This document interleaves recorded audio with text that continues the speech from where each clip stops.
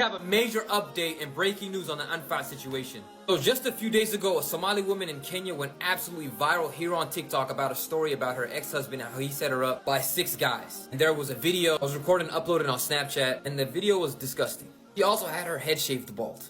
And this story was huge. Turns out the video is actually from 2019. It wasn't her. It was of an Ethiopian woman. She did a voiceover over that video and was trying to frame her ex-husband and absolutely ruin his reputation. This story got so big, the government in Kenya, I think the CIC, got involved. They were looking for anfac, and to her surprise, the story got that big. She completely ran away. She privated her account. Apparently she did all this for attention and money. I hate stories like this, because there are real victims that need to be helped. There's people like anfac that want to get an emotional reaction out of everybody on her side. This all happened in the month of Ramadan when the shaitan's supposed to be locked up. One of the biggest and the worst things to do is ruin another person's reputation, especially when they are innocent. So when other people come out with stories like this, people are hesitant to speak on it or just don't believe you. You just have to blame people like anfac.